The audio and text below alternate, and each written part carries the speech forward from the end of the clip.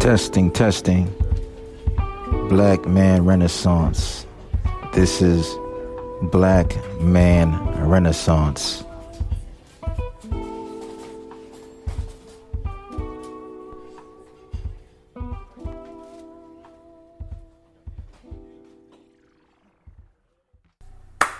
Here we go. So, here's another episode of Black Man Renaissance.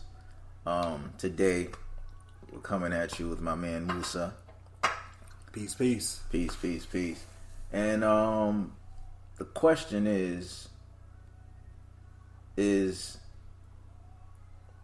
deadbeat black father a myth? What do you think about that? Yo, that's deep. That is deep. First and foremost, before I get started, I want to always give praise to the Most High. In our language, the ancient Arabic language, we call him Allah. In the name of Allah, the most beneficent, the most merciful. We bear witness that there's no God but He. We further bear witness that the most honorable Elijah Muhammad is indeed His Christ the Messiah. So this is important. Is the deadbeat a myth? The deadbeat dad is actually it's not a myth, but it's not the totality of the black man. At least not the black man's experience. And I say that irrespective of some of the black men like myself who are continuously engaged in the upliftment of our sisters, but as well as our race and our people. So it's crucial to answer such a question. Is the black the missing father, in other words, is that a myth? No, it's not, because there are times when we will find sisters by themselves, and we will find brothers absolutely absent in the lives of not just the community, but in the lives of their very own families. So it's not a myth. However, what is mythical is to think that narrative is monolithic. It's not. The black man himself engages and produces a lot more than the missing black man would ever understand. The CDC did a report on fatherhood, and black fathers were the most active in their children's lives. That's crazy. That's whether they live with the children or if they didn't. Residential and non-residential, black fathers down the board were the most active fathers. Yeah. So I haven't had a chance to see that actual report. I pray that get a chance to that it will be shared with me at some point. But what I will say is this. I am a part of that statistic. So, though there are black men that are absent, but to have stats to show that the black man is the most active is nothing new to me. As a matter of fact, I'm not even surprised, because where I walk in life, there are many others that are like me as well. So it's admirable. It should be applauded, but the recognition itself is what has not been advertised. And if one would take what was shown on TV, most commercials today, they don't even show a black man. They'll show a white man with a black woman and family. So again, the facts show one thing, the advertisement shows something different. Yes. I will share that report with you. It's an actual report, and black fathers were the most active in their children's lives, more active than white fathers and Hispanic fathers. So that's what that is. Because I feel like, not that I feel like, there is a narrative being pushed that black fathers are not in their homes, and in reality, fatherlessness in America or single parent homes have been going. It's a nationwide thing. It's Yes. It's not just It's a something. black thing, right? It's not just a black thing now. Right. You know, I was reading a story. I think this was in Milwaukee. There's a father who he's part of some initiative, some fatherhood initiative in Milwaukee, and it was geared towards black men. And he had to leave because he said, "Hey, you know what? This is not just a black issue." He's like, "I'm getting white guys coming to me. I'm getting Hispanic. I'm getting all types of men coming at me. With issues, coming, issues dealing to parental rights, especially when it comes to fathers.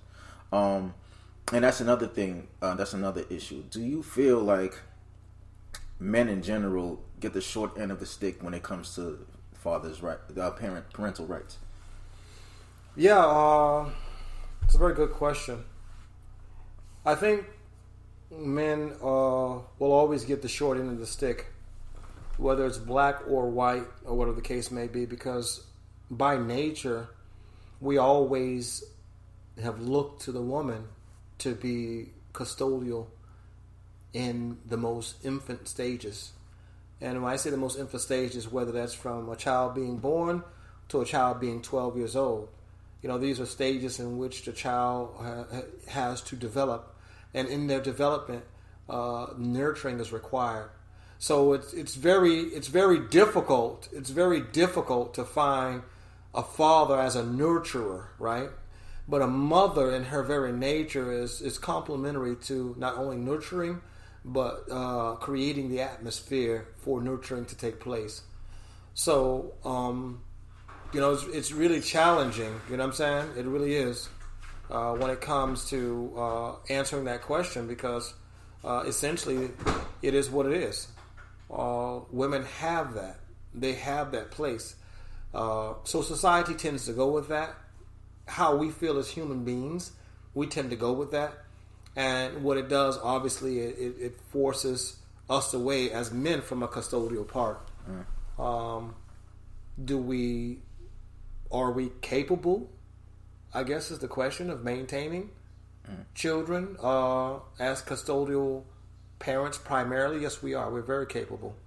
But I feel that the development of a child with an appropriate mother would first surpass us as single fathers any day. Right. But there are cases of for instance, I met a guy one time through a mutual friend of mine. Sure. And it's my first time meeting the guy, but I'm sitting there, and I could feel his spirit. Right. And he was distraught, and I'm like, "Yo, what's going on?" Because you're not jovial. Like, what's going on? Right. And he was saying that, "Hey, you know what? Yeah, my children, the children with the mom. I think he had 2 kids at the time, and he said the mom was just no good, and he just wanted custody. And our interaction probably wasn't even 30 minutes. Right. But I remember when he was leaving, I said, "Yo, listen, do me a favor, go fight for your kids. Dope. Go fight for your kids," because he just made it seem like, hey, the mom is not really a maternal figure. Right. And she can't provide the substance or the nurturing that the children need. Right. So I said, "Hey, listen, man, you as the father, you as the more aware parent, listen, go fight for your right for your children, because the last thing you want is for your children not to be able to be the best that they can be." Totally. Right. Totally. And I embrace that and accept that because I lived that. Where the brother was on the fence thinking, there was no thought for me. I've been the nurturer, the attempted nurturer, you know what I'm saying, and the go-to person since day one, and that's for both children. And what I've come to realize is, in my acquaintances with a lot of single mothers, as a man, you're not sure that you can do the job. You're doing the job, doesn't mean that you're doing the job. I want to say that again. You doing the job doesn't mean that you're doing the job. Break that down. Yeah. So sometimes we are all forced in situations, and because of circumstances, we are in that particular position. However, a person who is a natural fit for the position, right, is nothing less than the perfect fit. So a lot of times, men and women, we're forced into situations where we're not the perfect fit, but we have to make a do. So that's my situation. I'm doing the job, but I'm really not the doer of the job. So we do the job because circumstances is what causes us to do the job. But the woman that does the job, there's nothing more perfect than the nurturer that comes from a woman who does the job. And so that's my breakdown of it all. I'm not saying that men can't do the job, but I'm just saying women have a natural way of handling that role seamlessly. So I don't want to get what you're saying misconstrued. So do you feel like without her playing her role that there will be deficiencies within the offspring? Absolutely. There will always be a deficiency where there are not two adults playing the complementary role of raising a child. Always. There will always be a deficiency. And for one to think that there wouldn't be would only be, it'd simply be a lie to yourself. And I'm telling you again, this is not far-fetched. I live it. I've done it. And I know that as much as effort that I've put into my work, there are still many flaws that I could never make up for a woman who is naturally, talented to do the job. There's just not enough. So that's just being sincere. And also, it's just my experience. Now, would you rather have someone who would provide the effort? Sure. That's what takes the child to the next chapter is the effort. Any person who's willing to provide the effort will always take that child to that next level. But in that child's natural state, or at least in that mother's natural state, she has a natural gift that gives the child what is required that we as men are limited in providing. So that's all I'm saying. Okay. All right. Now, the narrative that's being pushed, I see that it's not just being pushed by the dominant society. It's also being pushed by a lot of sisters. Now, it's troubling to me because, it's just troubling to me. But I came to the conclusion that a lot of sisters are pushing that narrative because either that paternal figure in their life was absent. So they have this. This is just my thinking of it. The paternal figure was missing, and there's some type of resentment there, and so they push that. It's just this it's this underlying hate. Yes. And that's just my thinking of it. No, that's absolutely true. That's absolutely true. That anything that you've presented, by the way, that everyone should know in this area, there's nothing that is out of bounds in terms of what you've presented. Everything is really spot on. Sometimes I don't differ. I just want to give a little bit broader perspective as to what that looks like. Right. But in general, as far as the missing figure, the missing parent, yeah, that's a narrative that's pushed. What else? Another thing that's pushed also is the incompleteness of the black man, not just as being a father, but just in general. And I spoke about this earlier at dinner. Wherever you look in society, there's no real advocacy for the black man. There's no proponent that shares the story of what the CDC shows, that the black man is continuously in support of his family. There's nothing that shows that. So our women, black women that is, it's convenient for them to buy into the narrative of saying, well, a nigga ain't here, he ain't doing shit, he ain't about shit. It's easy to do. Yeah. And so most of our sisters buy into it based on one bad experience, and that becomes the actual crucifixion cross for us. is the convenient lie and narrative that society pushes that the black man is not there. Absolutely, that is something that we suffer from as black men, based on our own sisters, chiming in to a part of that. Now, sometimes that is true, but there's a great deal of time where black men are present, and so where's the counterbalance there? There is none. So, you're talking to someone who, I live this. My children are with me right now. They've been with me. I think you know. Yeah. My children have been with me since they've been born. Since they were born. So I can attest to that. Yeah. So they're still with me right now.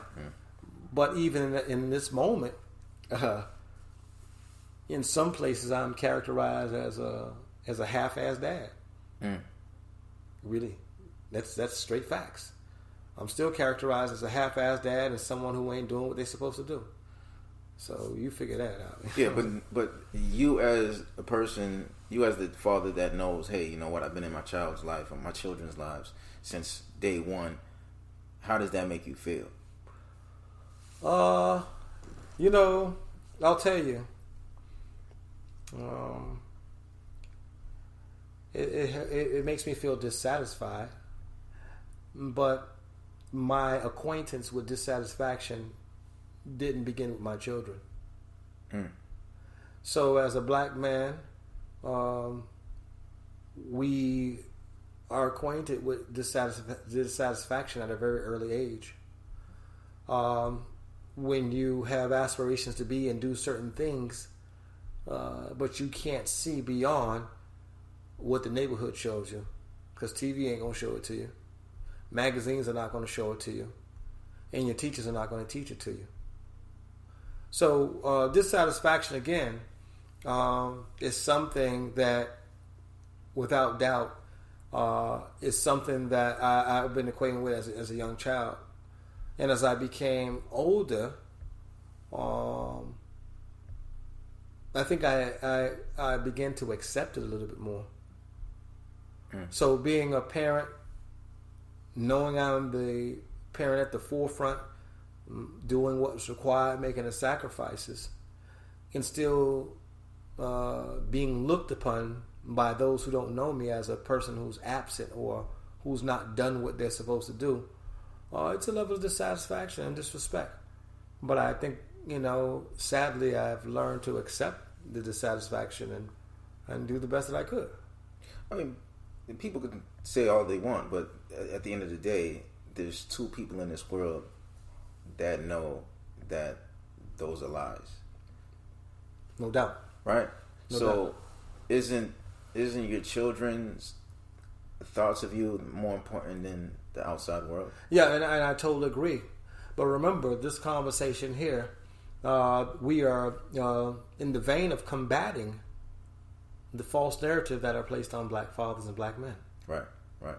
So the children, though they are the beneficiaries and they can speak to it maybe 15 to 20 years down the line, right. The black man's still suffering right now. We dying. We suffering because the world has such a wrong perception of us. So, I need that child to be, ready to interview like right now. You know what I mean? That ain't happening. Yeah. So, we have to really, respectfully, as black men, we have to really begin to take back the lies that are being cast over us like a dark cloud. And for those who it apply to, brothers, y'all need to step up and take care of your business. But for us, we have a great responsibility. We have a great responsibility to give voice to this, to give life to this. But more importantly, to allow these examples to be shown on a broader level. Right. So definitely there are loads of black men who are in their children's lives. But then I've heard stories of black men who wanted to be part of their children's lives, but the other party is, hey, you know what, I don't want you there. For instance, I went to the gym one time and I met this guy there. We had prior knowledge of each other, so we know we're having a conversation, and so we're conversing, and he's telling me, the story about he just got very, very open with me. He was messing with some woman. They ended up having a child together, but she was making his life a living hell. I remember he said that he was in Massachusetts. He goes off vacation, comes back, police at his door. Wow. Why the police at the door? This woman filed some false claims against him, he says. So at that point in time, I think the child must have been maybe 1 or 2, and he says, you know what, I do not deal with the child because I do not want to deal with the mom. And I couldn't conceive what he was saying, because I'm like, damn, this is your first son, this is your child, your first son. Like, why do you not want to be part of your child's life? He says, hey, you know what, I do not want to deal with the woman. What is your advice to men like that? I think that's a shortcut. And I think the brother is disingenuous, because despite the police being at the door, the child requires both mother and father in their lives. And one of the things, I'll get as personal as this. For a period of about a month and a half, close to 2 months, I had private investigators taking pictures of my every move. Why? Because I have a bitter ex-woman, who wants to demonstrate that I was a cheat. And by being able to take pictures and follow me around, it would give what's required, an opportunity. And what's required is an opportunity to gather factual evidence to demonstrate that the woman's cheated on, so that she can cash in on alimony. Yeah. So I could have easily gone to the courts and made it very clear that not only that I'm being harassed, but that I want to make it clear that my life is being challenged, and that I can't have the children with me because of these type of actions. But while the investigation was going on, and this private investigator was taking pictures of me on my doorstep, and taking pictures of me, with a young lady in the car, and taking pictures of me, I was still picking up my children. I was still bringing them home. I was still getting them food. I was still buying clothes. I was still going over homework assignments. So for a brother to say the behavior of a woman is the reason why he's not going to participate in the lives of the children is a straight cop-out, and it's a shortcut. And we need not to do that as black men. We need not to do that as black men. We got to be better than that. And this is to the brothers that's out there. If you're not ready to give yourself freely, for the next generation, then stay out the way. Stop, baiting these sisters and, promising them paradise. Something that you're not willing to give or willing to yield to sacrifice for. And then when they give you these children's, you guys, make, all kind of excuses as to why not to participate in their lives. Fall back, sit on the sideline, wear a gym hat, or just get a vasectomy. That way you're not playing with sisters. Because a lot of sisters go into this and they have, like I was telling you earlier, this Cinderella dream. They're really into this. Yeah. And here you are, you know good and well you ain't into it. But you're willing to bait the sister as far. And then when a child is born, you got a gazillion excuses. Brother, you ain't made for that. That's just like someone serving dope right now and get caught on the block. And you ain't never did time. I didn't want to snitch on everybody. Come on, you finna snitch on everybody on the block. Everybody going to jail. Everybody going to jail. Why? Because you trying to be something you know good and well you ain't about that. Go sit down somewhere. And I think that we as men have to be really candid about that. Sisters, there's a lot of sisters who don't want children. Go find someone who don't want a child. Instead of playing with somebody who wants a child, you ain't gonna give them a child. Now, back to the whole, narrative that, a lot of sisters, not a lot of sisters, but some sisters, preach, brothers ain't shit, this and that, whatever. What do you think that, what do you think is the effect on the young boys growing up hearing that? Yeah, it's deep. It's deep because I had this conversation earlier. One of the things that we're faced with as black heterosexual men, now I'm going to speak on this term here. I have to speak on this term because our young boys are seeing more than that now. When our young boys see black men today, they see black men who are transgender, they see black men who are gay, and they see black men who are heterosexuals. So we have to now begin to really define the black man in this capacity.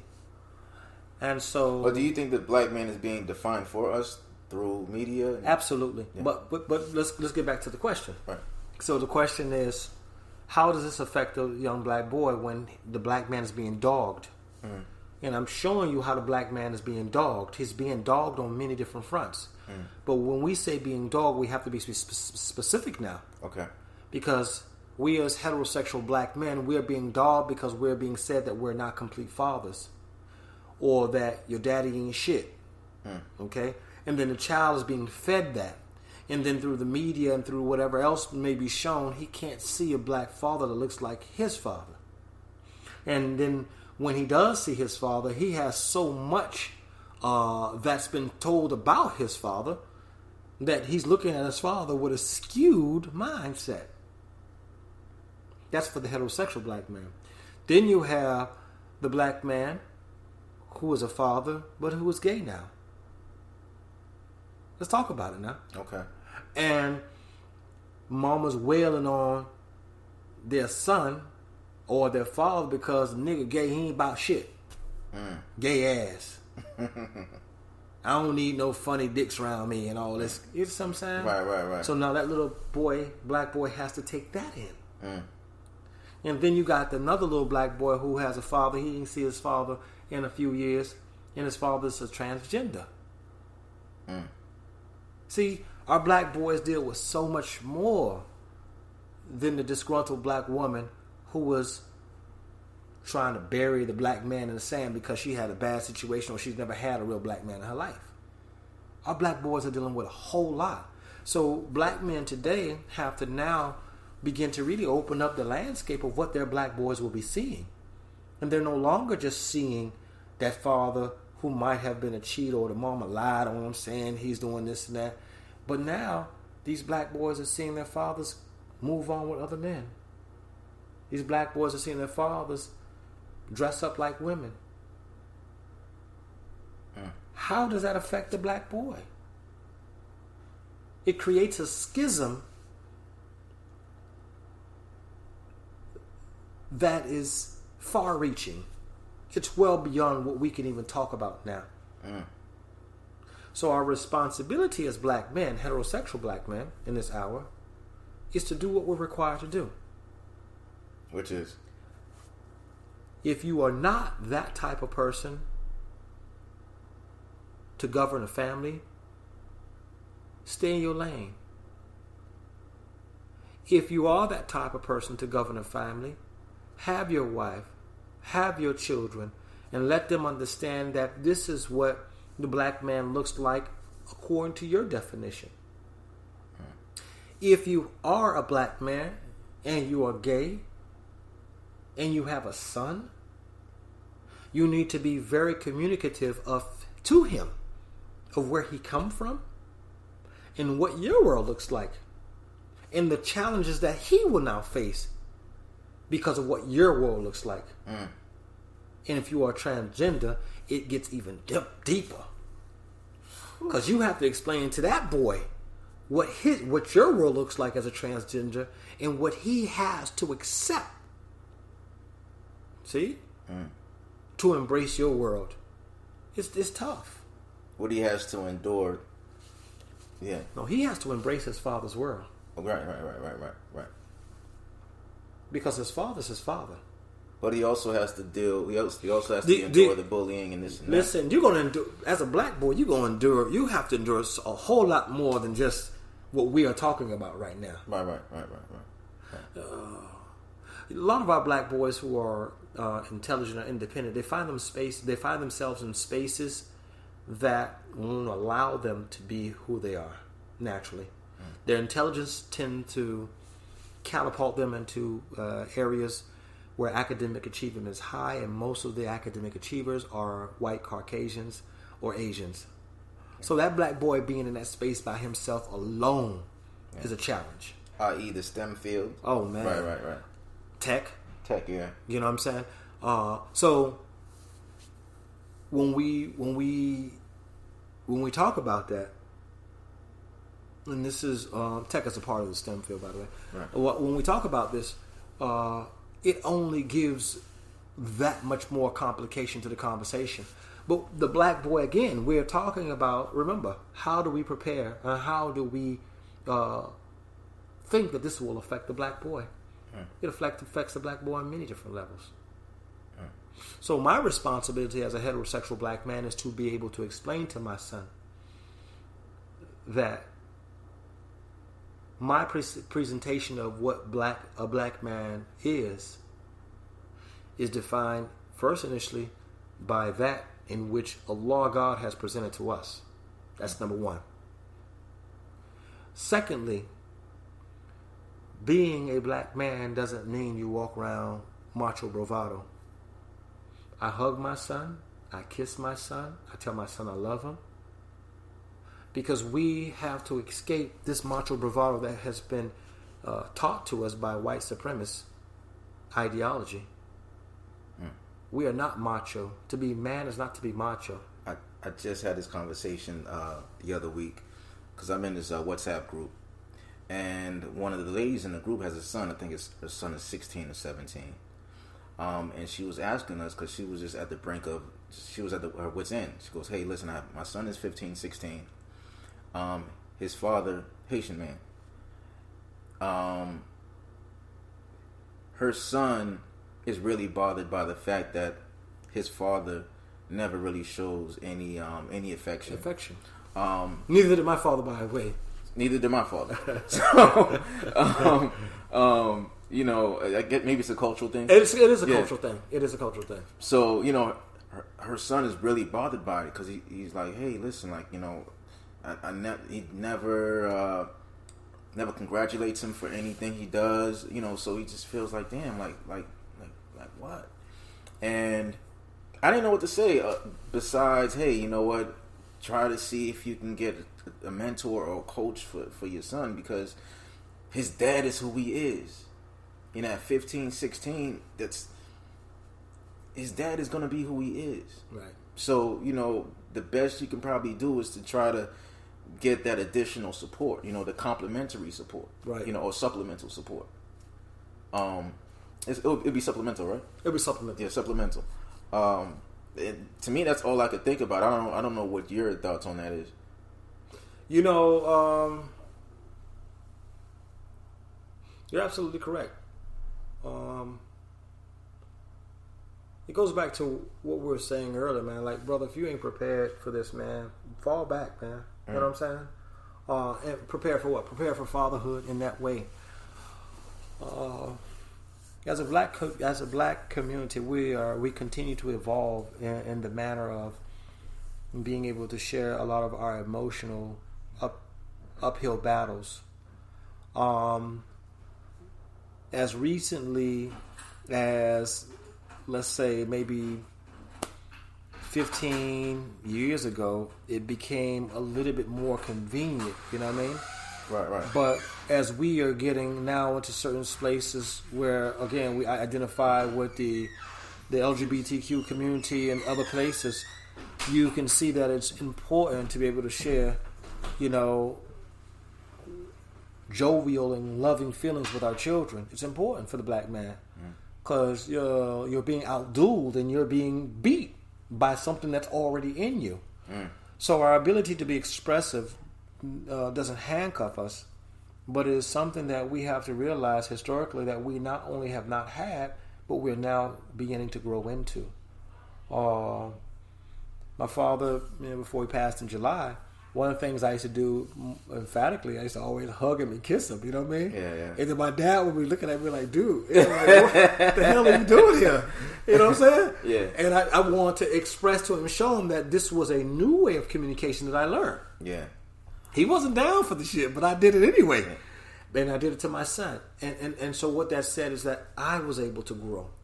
And culturally, we as black men have to be able to grow in that way if we're shown that. I'm gonna share something with you. I think I was in high school my sophomore year, and I was being a goofball. Yeah. Right. So I'm in school. I'm skipping school for like months. Skipping school. I'm not even going to class. So finally, my father finds out about it, and because the school called. Right. So now, my father shows up. We go to the principal's office, and my father, for some reason, just breaks down, starts crying. Yeah. Because, he's like, I don't know what to do. I'm here, I'm being a father, it's like, what is my kid doing? And when he starts crying, I don't know what happened, what came over me, but I started to cry. No doubt. No doubt. I'll tell you what. Right. I wouldn't have cried. I'd tore your ass up. I'd cry later. I'd tore your ass up in that school. Right? That I would have did. Yeah. But it is to say that when we see the black man in that stage, we realize that he's broken. We realize that he's broken. And if you didn't realize then, you realize. If you didn't realize before, you realize then. The black man is a broken man. It was weird because I never saw him show any emotion besides maybe anger or it was just blank. He was just like a flat line. Right. And then I just saw him just break down. And then another thing, I started college and we're having a conversation one day and he ends the conversation with "I love you."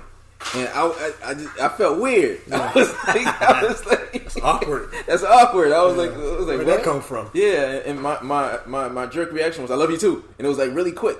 No doubt. And but the funny thing about that was after that happened, my brother must have been like 14, 15. So I started telling my brother I love him every chance I got. Sure. Because I was like, yo, you know what? Let me break that cycle because that's not healthy.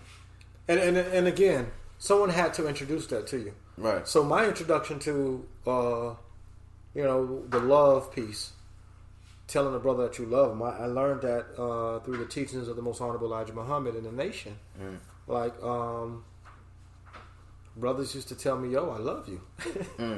And so that was a culture that bred the sentiment of love, But was that something you had to grow into? I had to grow into it. Yeah. I had to grow into it. But I came to realize that, damn, if I could tell a brother there in the mosque that I love him, why can't I tell my own son? Why can't I tell my own dad? Yeah. Why can't I tell my brother and my cousins? Yeah. And so, again, these are all things that we have to be prepared to not only teach our children, but to be examples of that for them. Because, again, the masculinity, as we talked about a few seconds ago, that's not ours. That macho bravado shit in terms of masculinity defined that way, that's not ours. Our job as fathers, we're nurturers too. But we're nurturers in a different fashion. We're nurturers because we foster and create the environment so that nurturing can take place. Right. Just like the farmer that goes out and breaks up the land, prior to the seed being placed into it. That soil has to be, broken up real good so that when you are placing earthworms in the soil, that it creates what's important so that when a seed goes in the ground, that the actual crop can grow at its healthiest, peak. So, this is what the man does. He creates the environment for nurturing to take place. And creating that environment is to make sure that you have a serene home to come to. You can't come to a home where the woman's calling on your third line, and then your wife is mad and upset and then you're bringing the children into an environment where everyone's upset, it's toxicity. Right. And so therefore you are not doing your job. So these are things that we have to all be mindful of, and these are roles that we have to be able to identify. And the minute that you're unable to identify, whether you are a father in the gap, of being gay or from being a transgender, if you're not creating these environments of love, shit, the hell would I love you? Yeah. Kid gonna look at you like, I love you. Did you ever see, there was a clip from a play called Fences? I didn't. Alright, so I think originally James Earl Jones played the character, and then later on there was a remake, and or there was a contemporary production done, and Denzel Washington played the father. And so the scene goes like this, the son goes up to Denzel and he goes, "Do you love me? Do you like me?" And Denzel goes, "Hey, listen, I put a roof over your head, this and that. I don't gotta like you. I give you what is owed to you. I gave you life." I get it. I think I saw the movie. Okay. I saw that movie. Or the clip. No, I saw the movie. Okay, yeah. I saw the movie. Yeah. It was a good movie. This is when Denzel played baseball. I'm not sure. I didn't see the. No. I just saw the clip. How long was this here? Maybe 10 years. Yeah, I saw the movie. Okay. So that was a great movie. And the narrative was great itself because it spoke about a father who had played baseball. He was real good, and he was in the Negro Leagues, and he was phenomenal to the point where he could eventually, at some point, move on. But he got the woman of his young teenagehood pregnant, and instead of him going on to finish his baseball career, he stayed there and took care of that woman. Now he was in a different relationship, on and off. But he took care of that boy. His mother was not happy ever at all because she understood that the person that she had a child with always had another mistress. Right. She knew that. But the man still would come home to make sure that his boy had a place. So he didn't have happiness, and she didn't have happiness. But the goal was to give up the optimal sacrifice for the child. Now the boy would not understand that when it was all said and done until his father would pass away. But that ultimate sacrifice sometimes is where we are because that's all we have to give. And the Negro experience or the black man experience is that we are still in the process of developing who we are as fathers and who we are as families. Listen, let's not undermine the atrocities and the poisons that have been given to our ancestors. We were a broken people. Not only was our language taken away from us, but our ways and our traditions were taken away from us. So everything that was given to us, for the most half, was that a white man introduced to us. Whether it fit us or not, didn't make a difference. So I'm not making an excuse. I'm saying that we are a people that are still in the process of being developed. And we are phenomenal and resilient people. We are people who set the trends for the world. When people are rapping, the world is rapping because we was rapping. Right. You know what I'm saying? When Gucci comes out, Gucci can't do nothing beyond what the black man's gonna do with it. They take Gucci and drop it in New York and see how the black man gonna flip it. And when the black man flip it, that's what the world does. Yeah, I will say that with the trendsetters, we're phenomenal. Yeah. We're phenomenal. We are a God-chosen people, and we are not that because we claim that. We are that because in our actions, in our history, you will see that the world follows what we're doing in Harlem, Brooklyn, wherever else, Miami. The world follows what we do here in America. Most definitely. And they follow what the black man and woman does in America. We are beyond trendsetters. We are the avenues of hope and opportunity. We just don't get credit for it. Right. That's another thing, man. we don't get credit for it. Yeah, most definitely. Yeah. And so, again, let's be fair to ourselves. Let's just really be fair to ourselves. We're going to always do the best that we can, right? What does that mean? A black man who doesn't know that he doesn't know how to communicate love and be that part to his children, to a significant even other. to a significant other. Yeah. He's going to do what he can in his own way. And what he is missing is the education. What is the education? The education is the experience in the historical place of his people. White man's situation versus our situation are two different situations. There was many a day that the black woman would be penalized for dealing with a black man. You even thought about being married to a black man, you were going to be in trouble. Hell, you wind up having a child from a black man outside of what the slave master permitted. That woman could very well lose that child in her womb. So, to deal with a black man historically has always been a problem. White society has never applauded a black woman to be aboard a black man. That has never been the case, even to today. If you look at any commercials, black men are not in commercials. If they're in commercials, they're athletes or they're entertainers. Yeah. Outside of the guy that does Allstate, Dennis Haysbert. Right? That's it. And you'll never see him with his wife and his children. And then when they ever show you a black woman, look at these commercials. They always have a white father in place. Yeah. So or no father at all. Or no father at all. Yeah. So the black man, by marketing geniuses and social engineering, has all automatically been erased from the equation. So it's a task, but more importantly, let's be fair to ourselves.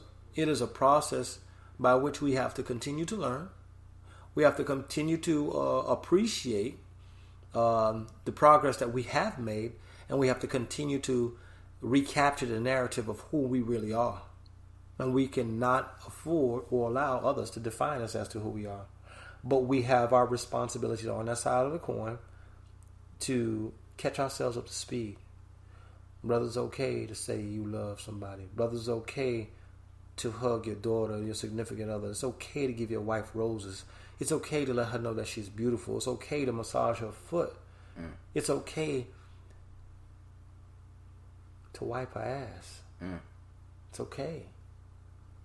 Yeah, when she's 60, she's going to need that 70 We're years going old. to need that. We're going to need it. It's okay. Yeah. That we have been so stonewalled. You know, our feelings and our place of peace don't even count to society. Yeah, I think because it's we've been so busy trying to just survive. So your whole modus operandi is just, hey, survive. Emotion aside, I gotta wake up. I gotta go get this job. Gotta get this money. Boom, boom. Make sure that the police don't get me. There's so much. There's so much that goes into a black man's day. Right. So you're absolutely correct, but we have to progress on. Now, as a father of a son and a daughter, let's start with the daughter. What are the lessons that you think that a black man should instill in his daughter? Wow, man. That's deep. That's deep. The biggest lesson that a father should instill in his daughter is self-worth. Yeah, and how is that instilled? That is instilled by you being the example. Self-worth is crucial for the black female. Self-worth has not been projected as many would think with the Kamala Harrises of today and the Cindy Rices of the day and Condoleezza Rices of the day and the Michelle Obamas of the day. A lot of our sisters are confident, but their confidence are not exemplary of real confidence. Real confidence is not because you see another woman can and do. The real confidence is being educated about your self-worth. And a lot of our sisters don't have the education about self-worth. They don't. So a father's job is to make sure that he can inform his daughter as best of what her self-worth.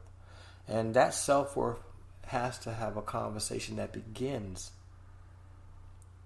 with the unique nature of the woman. That girl needs to understand how unique she is.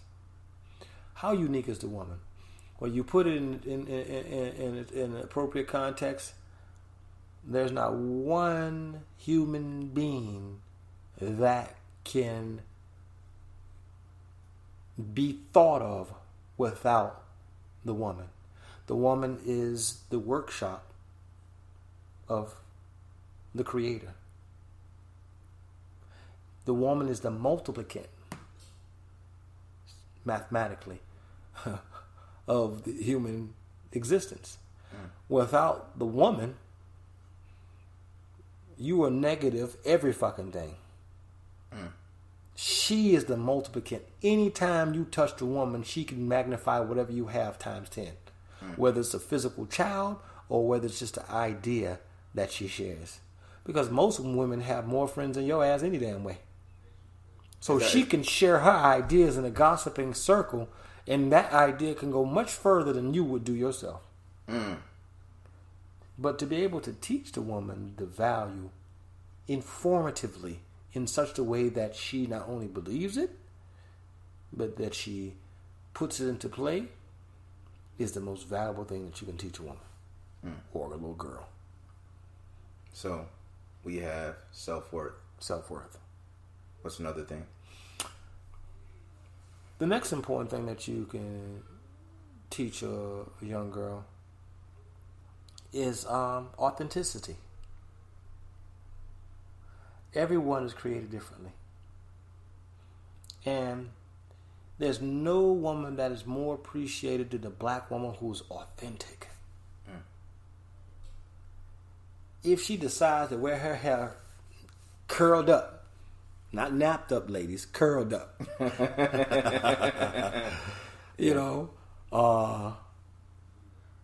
or plaited or braided, without having to be apologetic to any freaking body, and just goes out and put a flower in that same plaited or curled up hair.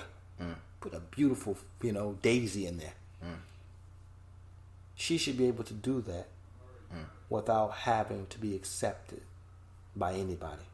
That's authenticity. A girl who understands that she is authentic, meaning she is raw, she's untapped. I mean, who she is who she is. Untapped, meaning without influence of, what the Barbie dolls will show of the world, or what I'm saying, with the, what's this girl that made the song? Megan Thee Stallion. Yeah. Damn, you hit that right on the head. Her and what's the other girl that was with her? Cardi B. Oh, shit, man. The WAP. Mine is the WAP. Mine is the WAP. Yeah. A child who understands that they are who they are minus the WAP, oh, man, she's already 10 steps ahead of the game. That's the second thing I offer. Second thing. And what's the third thing I offer? What's the third thing, The third thing that I offer to all young girls, at least mine specifically, is God. Is God. Everything that I mentioned prior to it is all, to a degree, on a superficial level, because you have to be able to understand a lot of what's materialistically right in front of you, right? And how to make that appear to be so. But no woman gets the entire package minus the consciousness. So when I say God, it is the consciousness of something greater than you.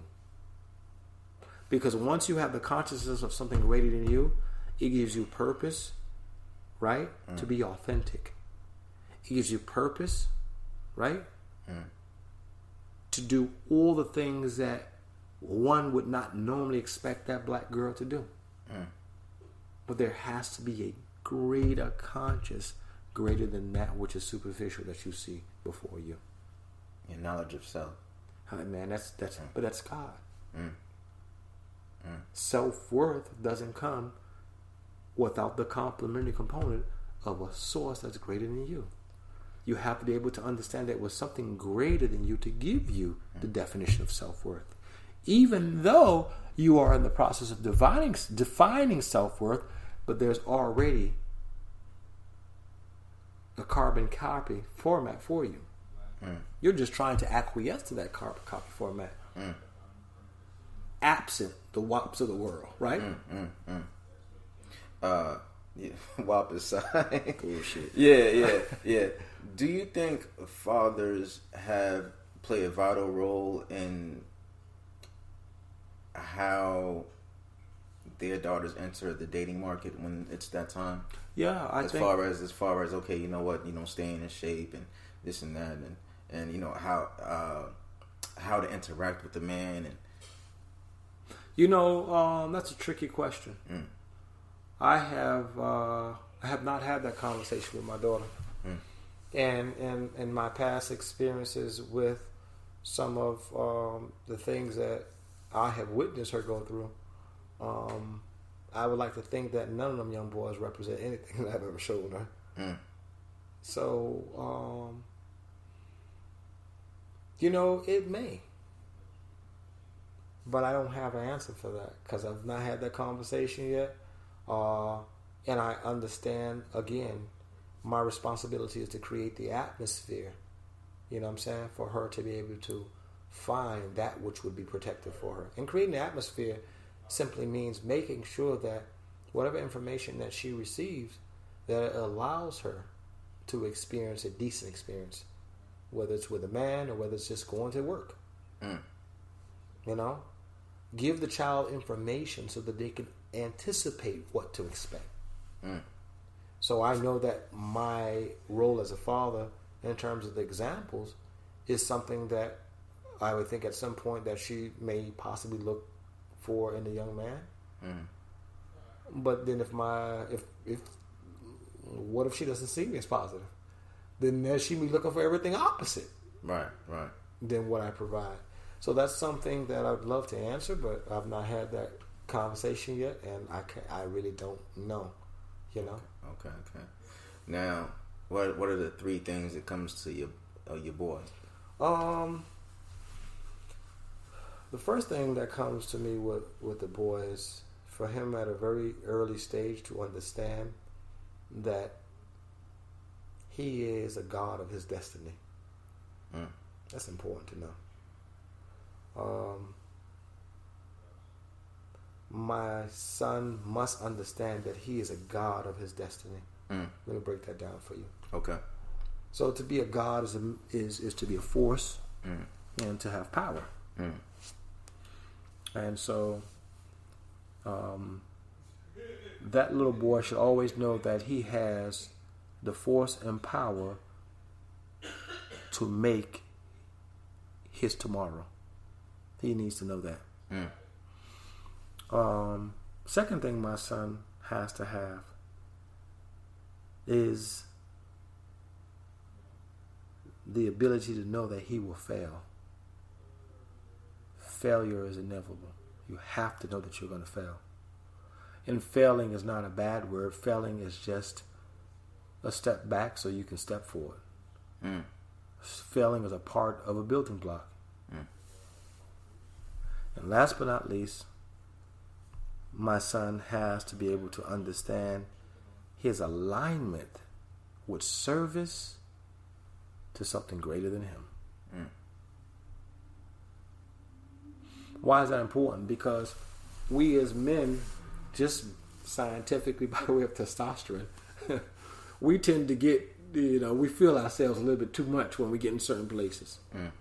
But a man who always provides service greater than him, like Rick Ross said, his ability to be successful is because he feed everybody around him. Yeah. because he understands that the service has to be greater than him in order for him to survive. So my son needs to understand, no matter where he hits it on a totem pole, his success is going to be based on how he's able to provide service. That's the way of the black man. Now, when it comes to relationships, what are the most important things you want your boy to know when it comes to dealing with the opposite sex?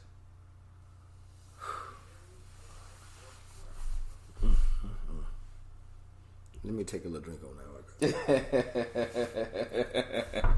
Yeah. You guys got to excuse me. I got to just really.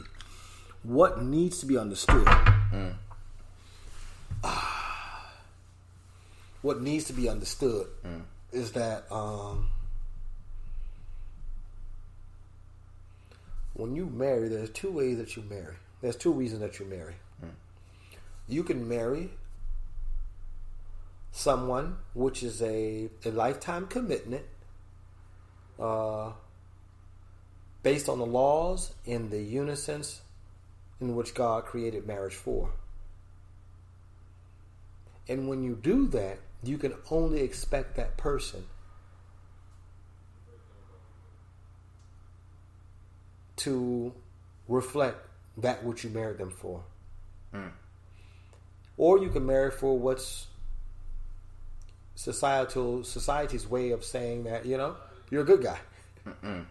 And when you do that, you can only expect that woman or that companion to yield back to what society deems as a good guy.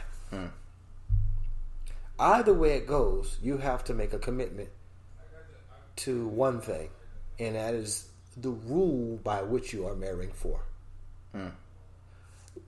So why is that important? Because in marriage, you're going to always have your ups and downs. Right. You're going to always have your differences. You're going to always have places where one will see most differently than the other. But what you ultimately have is a way of life that you choose to live. So if you choose to live by the letter in the law of God, then you can't expect your wife to see you any differently than that in which you agreed upon.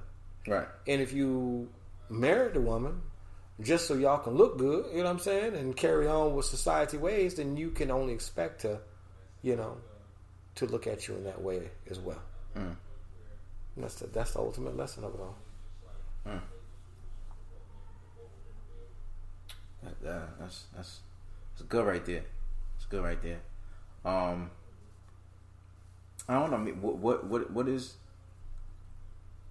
what is your message to young black men who are entering the world? You know what? No, let's take a step back. What is your message to young black men who might be dealing with the absence of a father and are looking towards the streets for guidance? A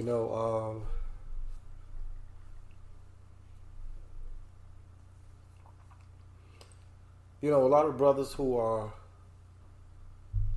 looking towards the streets for that upbringing, the streets have no emotions, have no feelings. So those who are in that direction, you're probably in that direction because of your feelings.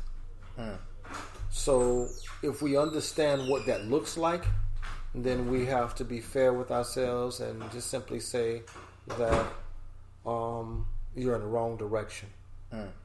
A man overwhelmed with too much feelings typically is not going to have a good end result. So those who are looking to the streets for that, there ain't no love in the streets. There ain't none. And you're speaking to someone who knows what that is firsthand,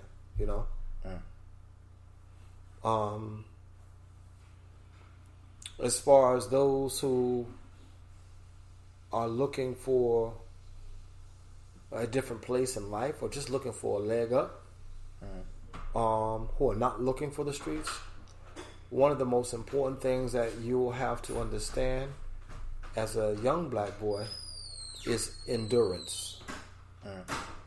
You have to learn how to endure. You'll have to learn how to endure. And what does that look like? It can be a little tricky, because again, the black man is not monolithic in his travels. The black boy is not monolithic in his travels. But whatever you're confronted with, you have to learn to be consistent in your belief and endure through it all. That's your success. Wow.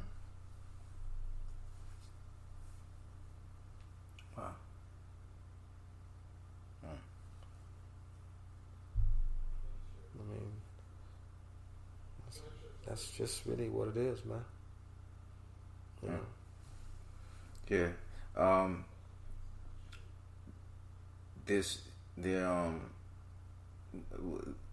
It's been crazy the last couple of weeks because you've had a lot of these shootings, right? And these young kids, but notable. Did you hear about the kid King Von? Yes, sir. Chicago rapper. I get it from my children because they into all that. They don't want to be, 26, 27. Yep. From Chicago. You want something, bro? No, I'm good. Just check. But his life is just taken, early. Yeah. But I was having a conversation with my boy King, and he was like, you can't feel sorry for that guy because of the energy that he put out there. He said that he was known for being a notorious shooter. He took a few bodies, right? Allegedly. So he's like, you putting that energy out, right? You're only going to receive that energy back. And when that young brother died, there a lot of people came out and they were talking about how it's messed up, and but we're not being honest with ourselves and saying, hey, listen, if you put this energy out there, you're gonna get it back. Right. There's consequences. There's reactions for every action. And it's funny because before King Von had died, he had done an interview with a podcast, right? And they asked him about the violence over there in Chicago, right? And he says, hey, you know what? The reason why we do, he said, we don't know how to come to a table and sit down, and we don't have any conflict resolution skills. Now in Chicago, yeah. Well, go ahead. I'm gonna let you finish. So, do you feel like a lot of these kids are coming from single parent homes and mostly single mothers? Do you feel like the fact that the fathers are missing in their lives, that they're missing the aspect of how to properly deal with another man? No, let's be straightforward here. Okay, let's go. Just because you got a man in your life doesn't mean he gonna teach your skills any damn way. A lot of these brothers who are part-timers in the lives of these children, these young boys specific, they themselves are broken, and they're teaching these young boys wrong. It's a cycle. Yeah, it's a cycle. What we are not facing here is calling our own people out. A lot of these young brothers who gang bang and do what they do, a lot of them do it because it is a convenient excuse for them to be in a place that works for them. Let me tell you what is the most difficult thing. When I run my miles, the most difficult thing is to go uphill. I can run on a flat straightaway all day. I can do that. Matter of fact, at a quicker pace. But when I have to elevate 94 feet, that shit is hard as hell. So again, I talked about endurance. A part of endurance is being able to deal with uphill struggle. Young brothers today, it is so convenient for them to say that they live in this gang life or they live in this type of lifestyle because that is all they know. That's too convenient to say now. Too convenient to say. Show me a young brother who's going to walk outside the gang, take a few blows from gang members to stand fast and say, "Nah, I ain't doing that, and I'm going to try to live my life the right way." Show me a brother who's going to skip what is popular, which is to jump in the car with a bunch of goons smoking weed, you know what I'm saying? Going to the club, sipping on whatever the case is, showing their ass. Show me a young brother who's going to skip all of that and go grab him a book and put $100 in a savings account to make sure he got some bread for tomorrow to make sure he can get ahead. See, because these are the real. He would need that education though. That's okay. Yeah. See, because you need education to be in the streets too.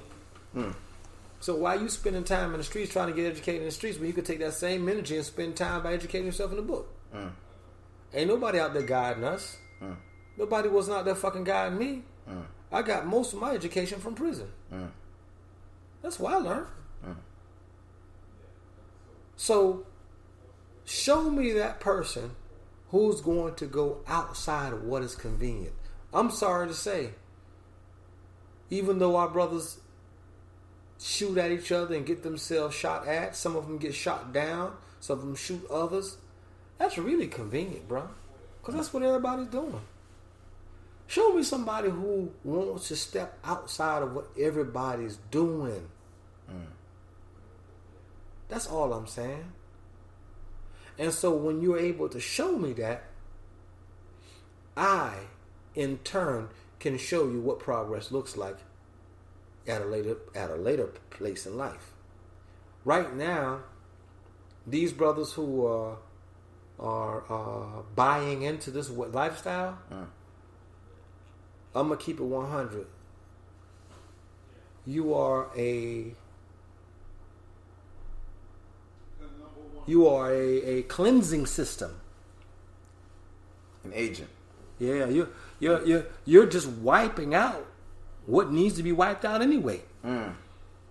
A black man who doesn't love another black man and feels he needs to kill another black man to get credit, we need you wiped out any damn way. Because you ain't doing nothing but wiping out another brother. You want to defend turf? Let Allah do his job. I'm going to stay out the way. Y'all wipe each other out entirely. Because there will be a point where the little guns that you use won't be enough to battle the guns that these crackers are using when they're kicking your door down. Speak on it. So, y'all got all this toughness for young black boys and y'all want to drive by and do shootings. Niggas save all that energy for when these crackers come kick y'all doors down. You know, when it's martial law. Save all the energy for the martial law. Because them crackers coming. They coming for you. They ain't coming for just for you, they come for me too. But I don't have to come from the hip to utilize the gun on some false narrative because it was convenient to be gangbanging. I want to let people know that if I'm going to die, I'm going to die for a cause. And that's what it is. So again, these brothers, what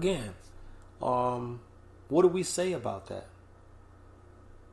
You know, we say really what it is. It's just too convenient to do that. And why are we sympathizing with this? Why are we sympathizing with this? I'm just curious because he's a rapper? What if he wasn't a rapper? What if he didn't pay people behind the scene, you know, a few $100K to make sure he got out there? Who would even know about him? Right. What investments have he left behind for either his children or for those that would come behind him in the game? That's the question. Okay then, so bro, we ain't talking about nothing. Nah, shit. Real talk. Bro. That's the question. You know, a lot of these guys, they lose their lives early, and then what's going on? They ain't left nothing behind. There's nothing left behind. Nothing left. So you know, I say that to the great. I say that to say the great Nipsey Hussle. Ashgadan Ashgadan. Yeah. It's deep because this brother had already made preparation before he even died. When he passed, he was already set. That's love. That's love because he saw himself greater than himself. He saw things much, much more exponential than himself. So I remember after he passed, you know, they were trying to do a so-called GoFundMe account. GoFundMe account. His people was like, listen, we good. We good. He set us up. We good. And I was like, damn. His brother till this day right now, he racking millions off just the clothing line and everything else that he was setting up. Because this man already had prepared well before himself. Forethought. And the same thing with Tupac. I'm a major Tupac fan. Tupac had already prepared catalogs of music well before he passed away. Because that's what was offered to him. A lot of financial literacy was not offered to him, so he couldn't make that. But I say that because, bruh, if you in these streets and you touching 100K or better a year, and you ain't doing nothing for your team, and you ain't putting nobody in a place where they can legitimately take your visions to the next level, you out here stunting. Yeah. You stunting. Nigga, stunting don't get celebrated today. Stunting is a way to make the police come at your ass. Oh, yeah. Oh, there's a lot of wolves on the street, too. They hungry. Yeah. They hungry. Yeah. They hungry. So, that's all I'm saying. I respect a man who robs a boat full of dope, right? Takes that money, builds it, and feeds other people. Then a man who robs that same boat, in the next 60 days, he's stunting in a Rolls Royce. Because the reason why we out there putting our life at risk is so that we can live a better life. Right. That's what that's why you should be. Well, that's what we do it for. Right. And I'm saying we because I speak for those who come from my era. We do it for the cause.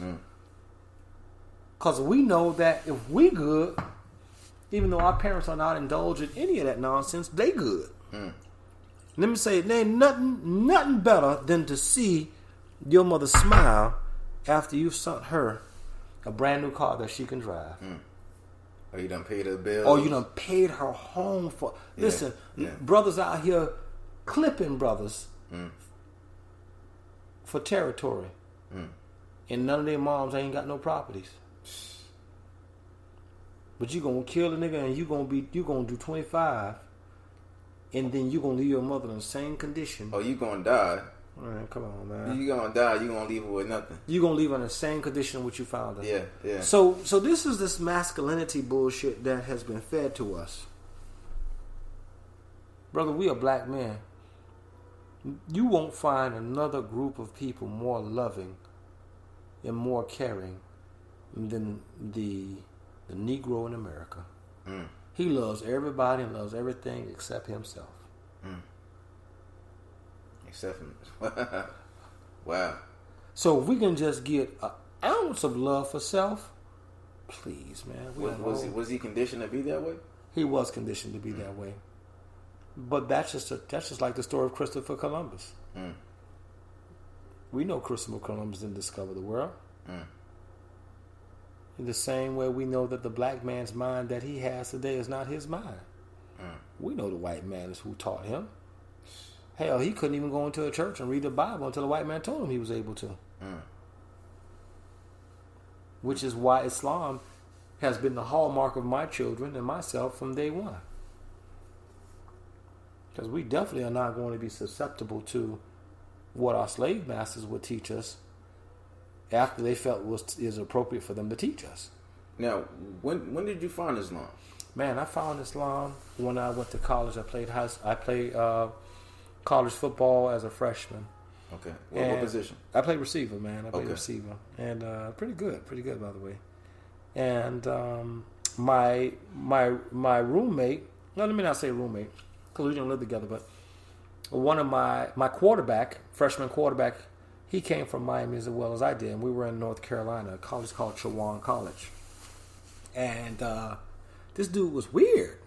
He was weird because we were from Miami, but he was very humble, he was well-read, and he just wasn't flamboyant, but we looked alike.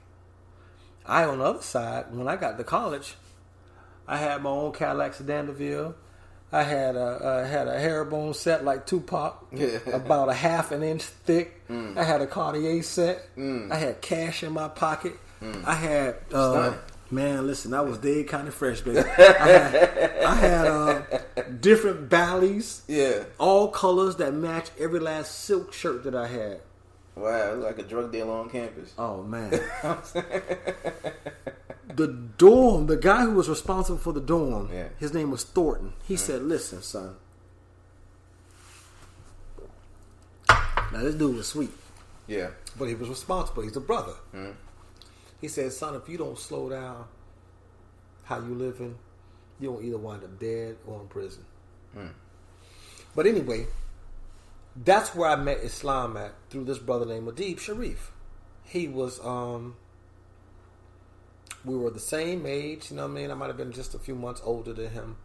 But we both had aspirations of just trying to get to college. He played at a school called North Miami Beach High. I played at the local neighborhood school, Miami Jackson High. Jackson, yeah. Yeah, and we would wind up eventually getting to Chowan in North Carolina together. And I was just so moved by his discipline.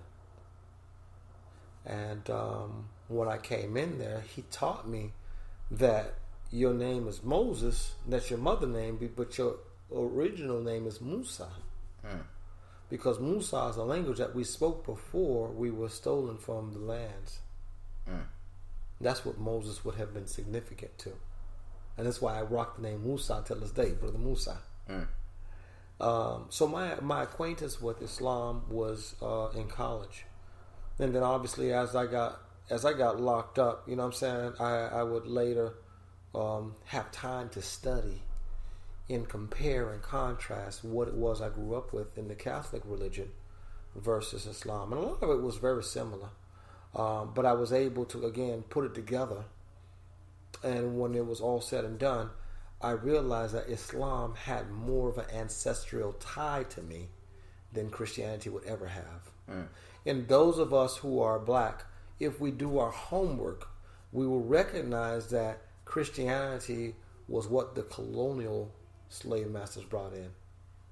It was never, ever something that we had harbored naturally at home in our lands as black men and women. So we have to really appreciate and respect that. Do you get where I'm coming from? Yeah. And by doing that, that's what opened the door for me to not only embrace Islam, but to go a little bit, deeper into the teachings and raise my children and such. In what ways do you think the teachings of the Honorable Elijah Muhammad and Minister Louis Farrakhan benefit the African American community, but African American males in particular? Yeah, beautiful. Thank you for the question. Yeah, because we don't get this question a lot. First of all, we are forever thankful for Master Farrakhan Muhammad, who was God in the person of man, who was able to communicate to the Most Honorable Elijah Muhammad and teach him to be able to provide us a degree of sustainability that we see now in the hour. I'm going to skip past the messenger, but I'm going straight to the Most Honorable Minister Louis Farrakhan.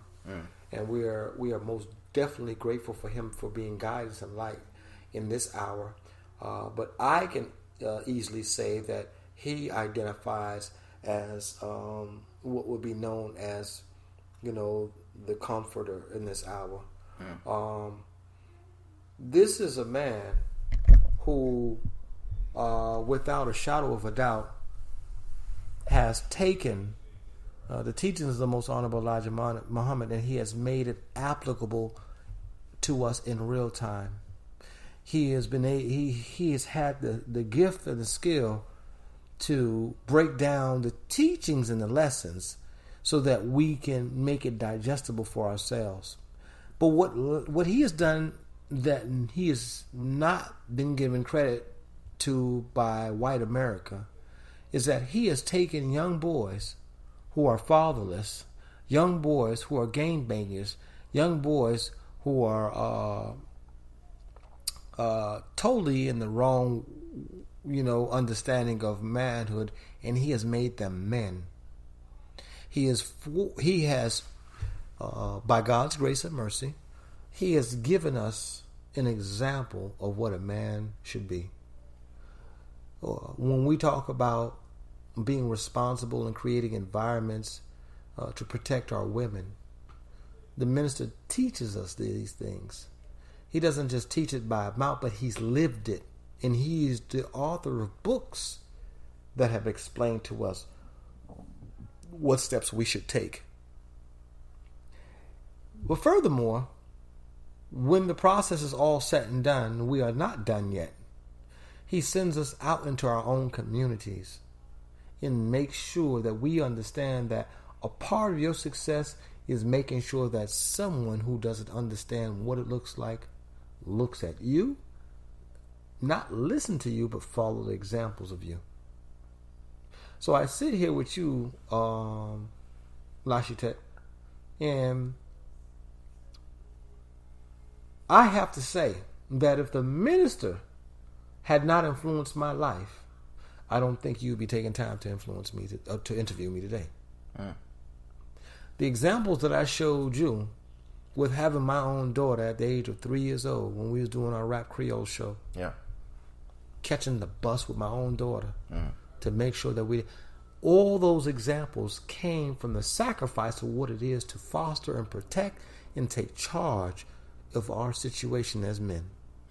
And I've shown that to you since my daughter was 3. Now she's 15, obviously. Right? Yeah. To where we are right now with my son. When last time you saw him, he was a baby, he's an infant. Now he's 10 years old. He just took out the trash, or actually brought up the groceries when you were there. And when I called, he was the first one to answer the phone, and he came right down and did it. Is that not correct? Right. I saw that with my own eyes. These are examples that the minister has created for us. So what better example would you have in this hour, religious or not, than to have a man to show you what it is to be a man? What other examples would we have? So I say that again. I'm not perfect. I'm just telling you that the minister, the most honorable Elijah Muhammad, and Master Farad Muhammad, 100 years right now and counting, has created a platform so that the black man will not lose himself in this world that we see in this hour, which speaks nothing of the black man.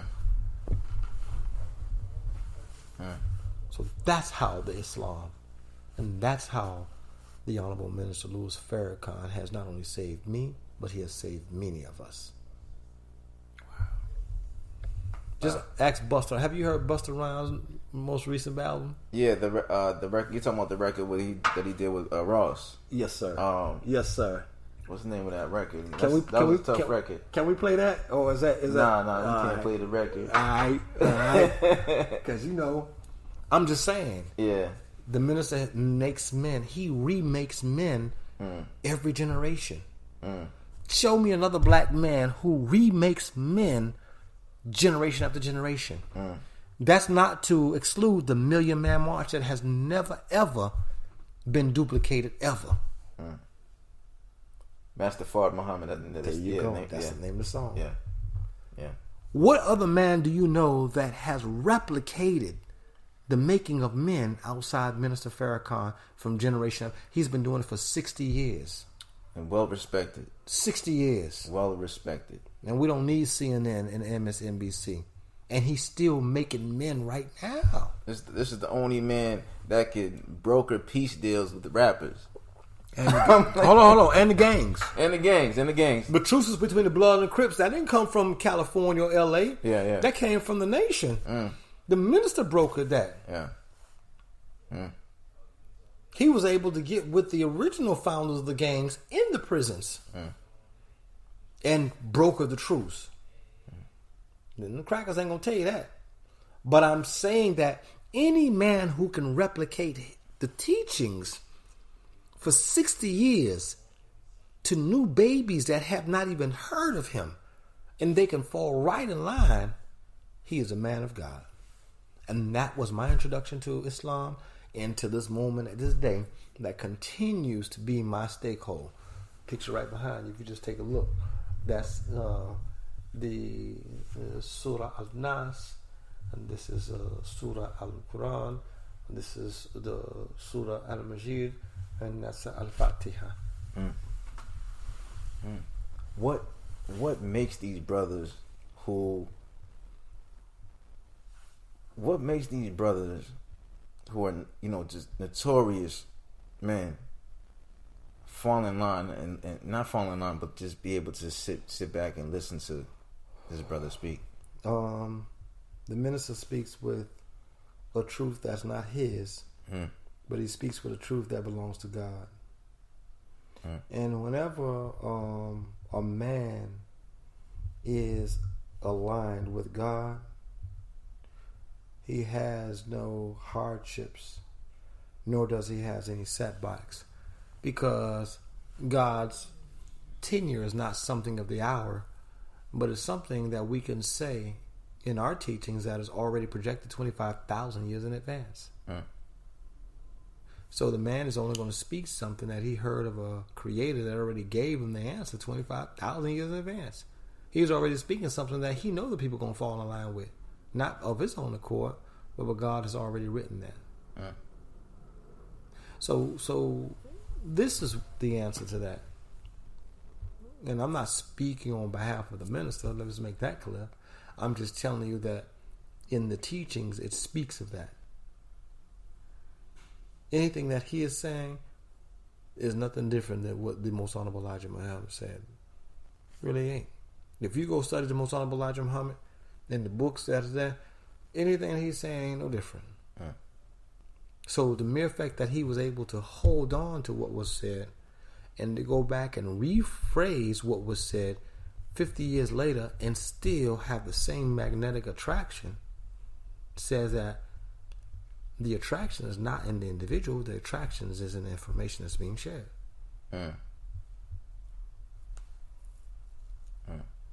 So that's what it is in summary. The minister's gift is just being connected to God. Wow. Yeah, sorry about that, bro. Yeah. You took it to another level. I didn't mean drop it like that. You dropping science, man. It is what it is, man. You dropping science, man. What is it? What is it? I mean, what is your dream? What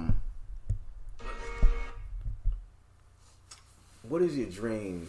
Or how do you want the black man to be perceived? When it's all said and done, when it's all said and done, and the lights go out for you, right? How do you want the black man to be perceived, or the image of the black male to be? I'm going to show you a video, and then I'm going to answer that. Okay. Right this second. This is really important for me to show you. Okay.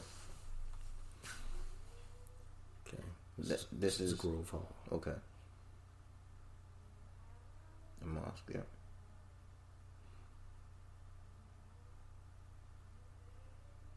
All right. Okay. I'll just see a little bit of that right there. How should the black man be perceived? Okay. I'm showing it to you.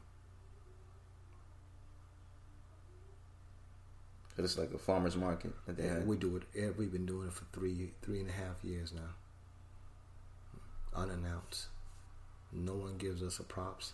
We were doing it well before the churches were doing it. Yeah, I'm getting a visual.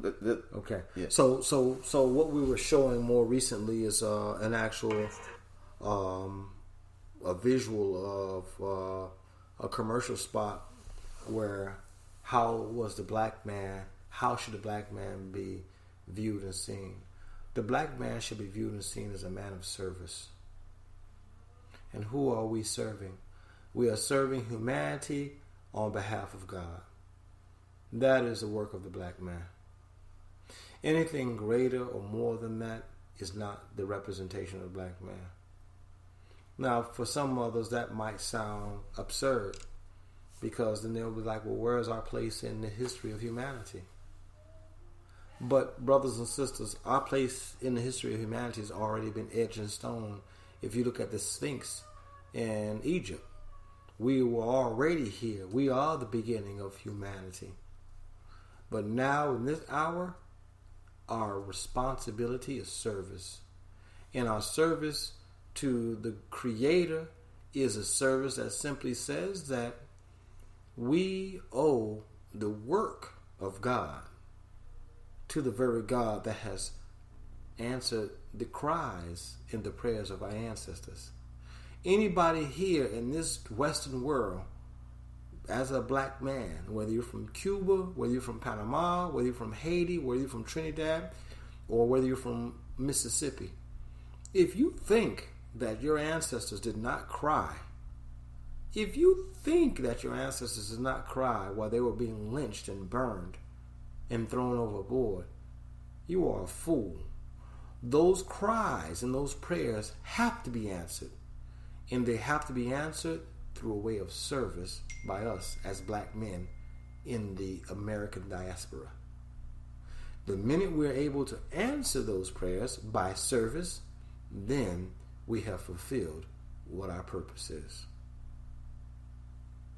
That is our job and our responsibility this hour. Might not be what you want to hear. Maybe you want to be an NBA player, NFL. That's not what we're here for, bro. That's not what we're here for. Yeah. That's not what we're here for. And Rick Ross, Busta Rhymes, P. Diddy, many artists who pay homage to us in the nation, year in and year out, they bear witness to that.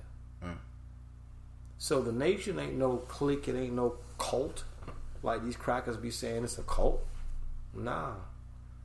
We are the real information.